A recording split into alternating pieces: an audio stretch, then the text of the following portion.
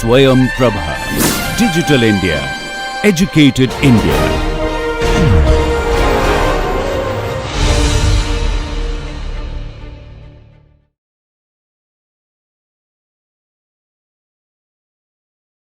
சென்ற வகுப்பில் நம்ம இந்த உயர அங்க லட்சணங்கள் அப்படின்ற தொடர்ச்சியை தான் இன்னமும் பார்த்துட்ருக்கோம். திருக்கோயில் நிர்மாணத்தில் உயர அங்க லட்சணங்கள் முதல்ல ஒரு வரைபடம் உங்களுக்கு காமிச்சு அதில் அங்கங்கள் என்னென்ன அங்கங்கள் ஓவராலாகவே நமக்கு சொல்லிகிட்ருக்கோம். நம்ம அதில் ஒவ்வொரு அங்கத்துக்குள்ளேயும் என்னென்ன வருதுன்னு பார்த்ததில் கடைசியாக என்ன பண்ணோன்னா உபபீடம்னு ஒன்று நம்ம ஒரு அமைப்பை அமைக்கிறோம் அப்படின்றத லாஸ்ட் வகுப்பு பார்த்துருக்கோம். இந்த பகுதிக்கு இன்றைய வகுப்புக்கு உள்ள நுழையிறதுக்கு முன்னாடி முன் வகுப்புகள் நடந்த சில விஷயங்களை நான் இப்போ ஞாபகப்படுத்தணும் திரும்பி உங்களுக்கு. அது உங்கள் ஞாபகத்துக்கு கொண்டு வரணும். இப்போ முதல்ல அது என்னன்னு பார்த்தீங்கன்னா, விமான லட்சணம்னு ஒரு வகுப்பு பார்த்தோம். அதில் நிறைய விமானத்தினுடைய வகைகள் பார்த்தோம். ஒவ்வொரு வகையான விமானங்கள் நம்ம பார்த்துருக்கோம். அதில் உயரத்தை கணக்கிடும்போது சாந்திகம், பௌஷ்டிகம், ஜெயதம், அற்புதம், சர்வகாமிகம் அப்படின்னு 5 வகையான வகைகள் உயரங்கள் பார்த்தோம் இல்லையா? 1க்கு சம அளவு வைக்கிறது, 7ல் 10 அளவு கொள்வது, 1.25 வச்சா என்னது, 1.5 வச்சா 2 அப்படின்ற ஒரு கால்புறவாயின் அகலத்தை கணக்கில் கொண்டு உயரத்தை நிர்மாணிக்கும் போது 5 வகையான பெயர்கள் பார்த்தோம். ஒவ்வொரு அளவுக்கும் ஒரு பெயர் பார்த்தோம். சாந்திகம், பௌஷ்டிகம், ஜெயதம், அற்புதம், சர்வகாமிகம் அப்படின்னு சொல்லிட்டு 5 வகையான ஒரு உயர அளவுகள் நம்ம பார்த்தோம். இப்போ ஒரு திருக்கோயில் நிர்மாணம் செய்யும்போது நீங்கள் அந்த கால்புறவாயின்னு சொல்லக்கூடிய அந்த கோயிலுடைய அகலத்தை கொண்டு உயரத்தை இந்த 5 வகைகளில் ஏதும் ஒன்றை நீங்கள் முடிவு பண்ணுவீங்க. ஒன்று சாந்திகமோ, பௌஷ்டிகமோ, ஜெயதமோ ஏதோ ஒரு அளவை நீங்கள் முடிவு செய்வீங்க. எந்த வகையில் அமைக்கலாம், சம பங்கு வைக்கிறதா, 7ல் 10 வைக்கிறதா, அல்லது 1.5 பங்கு வைக்கிறதா, 1.25, 2 எந்த பங்கு நீங்கள் ஒரு முடிவு பண்ணுறீங்க. அதில் எந்த விதமான மாற்றங்களும் இல்லை. உங்களுடைய நிர்வாகத்திற்கோ திறமைக்கோ வசதி எல்லாத்துக்கும் ஏற்றவாறு ஒரு அளவு நீங்கள் முடிவு செய்கிறீங்க. அப்படி செய்யும்போது இந்த உயரங்களை எவ்வாறு பிரிப்பது, எவ்வளவு ஸ்தூபின்னு சொல்லக்கூடிய அந்த கலசம் எவ்வளோ உயரம் வைக்கும், அந்த பண்டிகைன்னு சொல்லக்கூடிய சிகரம் கிரீவம்ன்றது எவ்வளோ உயரம் வைக்கிறது, அதிஷ்டானத்தினுடைய உயரம் எவ்வளோ வைக்கிறது, பாதத்தினுடைய உயரம் எவ்வளோ, பிரஸ்தரம் ஒவ்வொன்றும் இருக்கு இல்லையா? இது எந்த விகிதாச்சார அடிப்படையில், இட் இஸ் ரேஷியோ, விகிதாச்சாரன்றது ரேஷியோ அப்படி தான் நினைக்கிறேன், அந்த ரேஷியோவில் நம்ம அமைக்கிறது. அது 1 அடியாக இருந்தாலும் அதான், 100 அடியாக இருந்தாலும் அதான். ஏன்னா ரேஷியோ கொடுத்துட்றாங்க. நீங்கள் அந்த ரேஷியோவுக்கு ஏற்ற மாதிரி பிரிச்சுக்கணும். புரியுதுங்களா? இப்போ இந்த ரேஷியோவை பிரிக்கிறதுக்கு இந்த 5 வகையான உயர அளவுகளை கொடுத்து நீங்கள் எந்த அளவு எடுத்துக்கிறீங்களோ அதுக்கேற்ற மாதிரி இந்த ரேஷியோ பிரிச்சுன்னு தனித்தனியாக அந்த விகிதாச்சார அளவு கொடுத்துருக்காங்க. விகிதாச்சார அளவு கொடுத்ததுனால உங்களுக்கு 1 அடியாக இருந்தாலும் அதான் விகிதாச்சாரம், 100 அடியாக இருந்தாலும் அதான் விகிதாச்சாரம். புரியுதா? இப்போ முதல்ல 2வது பக்கத்தில் ஒரு திருக்கோயிலுடைய படம் கொடுத்துருக்காங்க. இதில்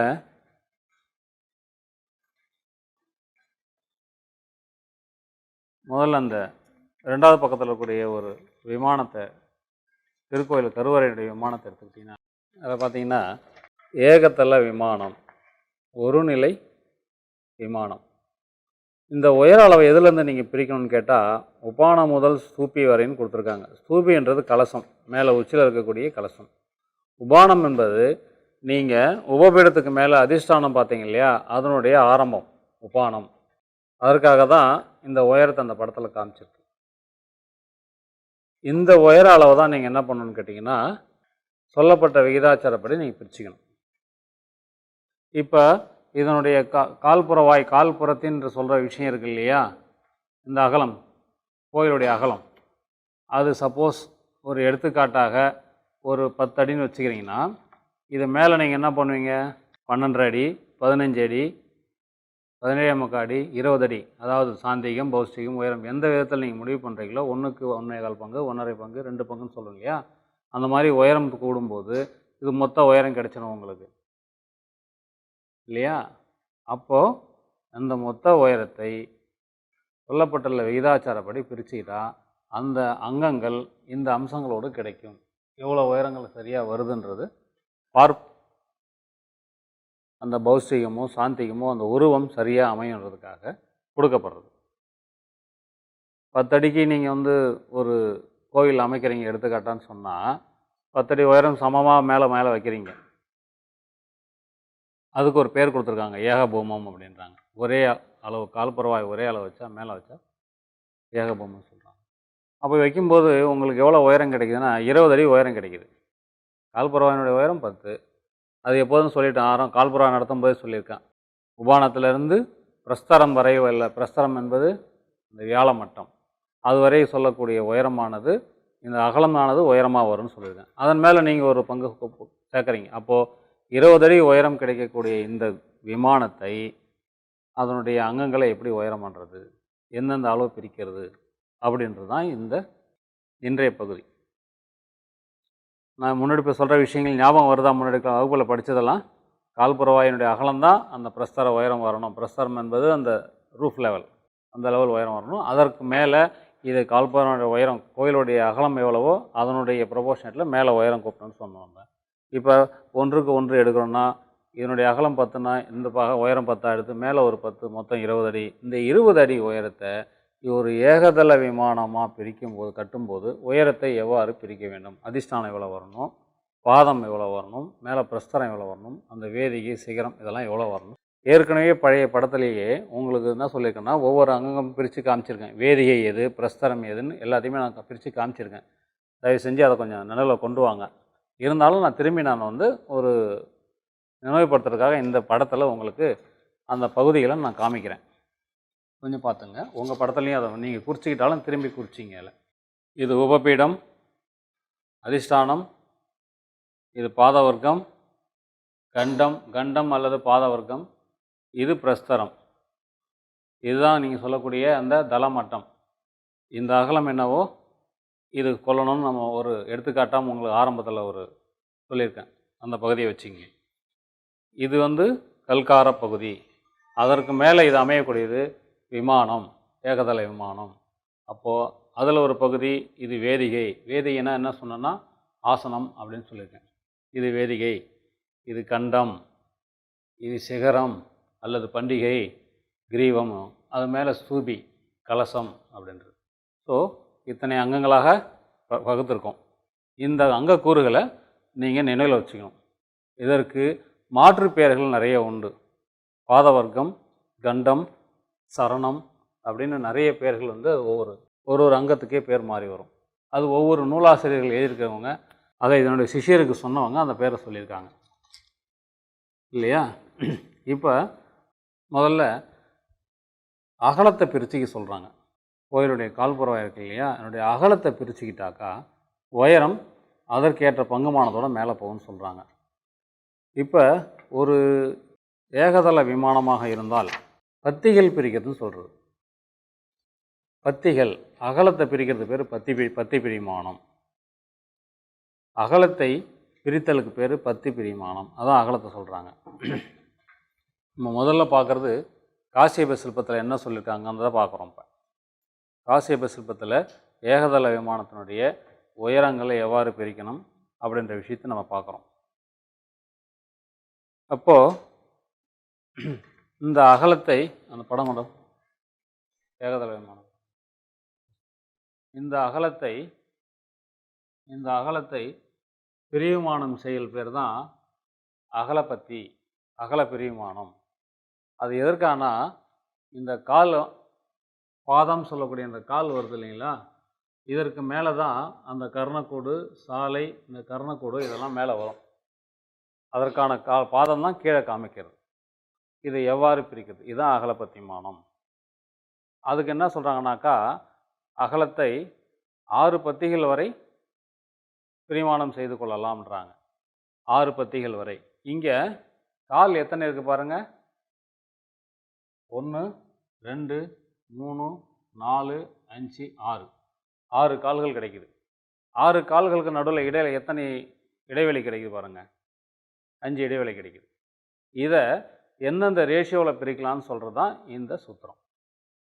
இப்போ 5 பத்தியாக பிரிக்கிறீங்கன்னு சொன்னாக்கா இதனுடைய மொத்த அகலத்தை 5ஆல் வகுத்து கொள்ள வேண்டியது. 5 பத்தியாக பிரிக்கிறீங்கனாக்கா மொத்த அகலத்தை 5ஆல் வகுத்து கொள்ள வேண்டியது. அதில் இந்த கர்ணகுடம் சொல்லக்கூடிய இந்த பகுதியை 1 பங்கும் இது 1 பங்கும் வச்சுன்னு சொல்கிறாங்க. அப்போ 2 பங்கு போயிடுது. மையத்தில் இருக்கக்கூடிய மையசாலையை 2 பங்கு வச்சுக்கிட்டிங்கனாக்கா மிச்சம் இருக்க 1 பங்கை இதுக்கு அரை அதுக்கு அரை. இதை 2 வச்சு இது மாதிரி 2 பங்கு இதை வச்சுக்கிட்டு இது அரை பங்கு இது அரை பங்கு. புரியுதா? படத்தில் இங்கே இது வேறு படம், இது வேறு பெரிய விமானம், அதனால் இதை அதை கூட சேர்க்காதீங்க. சொல்கிற ஃபார்முலா அந்த மாதிரி 5ஆக பிரித்து என்ன செய்யலாம்? இதை இது 1 அது 1 இது அரை இது அரை இது 2 இது 5ஆக பிரிச்சிங்கன்னா வருது. இப்போ இந்த அகலத்தை பிரிக்கணுன்றது டோட்டலாக புரியுதா உங்களுக்கு? கால்புறவாயை அவங்க எத்தனையாக பிரிக்க சொல்கிறாங்களோ அதால் வகுத்து எத்தனை பங்குமானம் கொடுத்துருக்காங்களோ இன்று மல்வேஷன் பண்ணிங்கன்னா அந்த கால் வந்துடும். அவ்வளோதான். இப்போ இதில் 6 பற்றி பிரிக்க சொல்லும்போது என்ன பண்ணுறாங்க பார்த்தீங்கன்னா பாருங்கள், இந்த கொடுக்கப்பட்டுள்ள அகலத்தை 6ஆல் பிரிச்சிங்க வகுத்துக்குன்னு வச்சிங்க. 6ஆல் பிரிக்கிறீங்க, 6ஆல் வகுக்கிறீங்க. ஃபார் எக்ஸாம்பிள் இது 10 அடினா அது 6ஆல் வகுக்கிறீங்க. 120 அங்கலத்தை 6ஆல் வகுத்தாக்கா 20 அங்கலம் கிடைக்கும் இல்லையா? அந்த 20 அங்கலம் ஃபார் எக்ஸாம்பிள் தான் இது, எல்லாத்துக்கும் 20 அங்கலம் எடுத்துக்கூடாது. நான் சொல்ல வரேன் ஒரு எடுத்துக்காட்டு. 10 அடி இருக்கக்கூடிய ஒரு கோயில் சொன்னாக்கா அதை நீங்கள் 6ஆல் இது 20 இது 20 இது 20 இது 20 இது 40. அப்போ இது சம அளவு கொடுத்துருக்காங்க. கால் என்னவோ அது சம அளவு கொடுத்துருக்காங்க அந்த அகாரையை. இன்னும் 7ஆக கூட போகலாம்.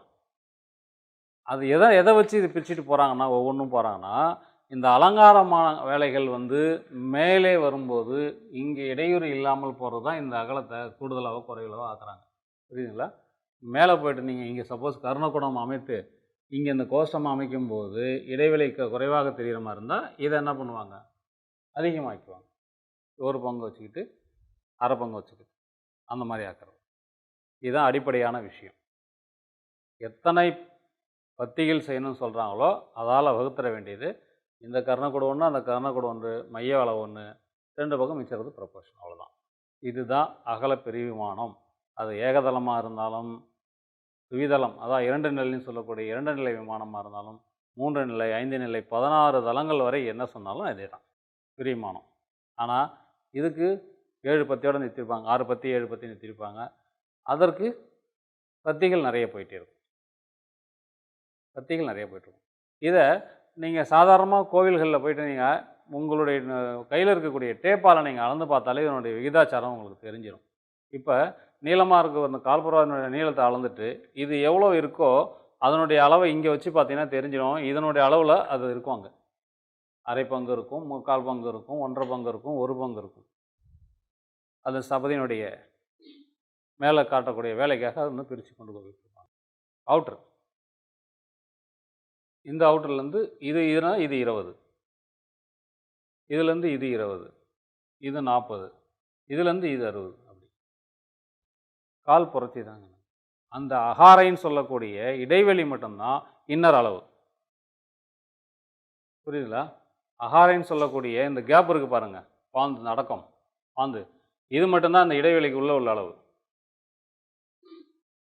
மற்றதெல்லாம் இந்த கால் அளவு. கர்ணகுடம் கால் அளவு, சாலையும் கால அளவு, இந்த கர்ணம் கால அளவு. இந்த அகாரைன்னு சொல்லக்கூடிய அடக்கம் மட்டும் உள்ளளவு. ஃபாலோ பண்ண முடியலையா?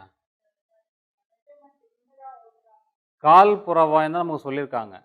புறம்னாலே அவுட்ரு, புறம்னாலே தூணுக்கு தூண் இருக்கு அவுட்ரு. அப்போ இந்த கர்ணக்கூட்டுக்கும் மைய சாலைக்கு முகசாலைன்னு சொல்கிறாங்களே, மையசாலை முகசாலைன்னு சொல்கிறதுக்கு எல்லாமே சாலைகளுக்கு எல்லாமே அவுட்ரு அளவு எடுக்கணும். அகாரை அல்லது பாந்துன்னு சொல்கிறது மட்டும்தான் இன்னர் அளவு வரணும். இது உங்களுக்கு எடுத்துக்காட்டு வேணும்னா இந்த கர்ணகுடம் சொல்கிறோம் இல்லையா, இது அவுட் அளவு.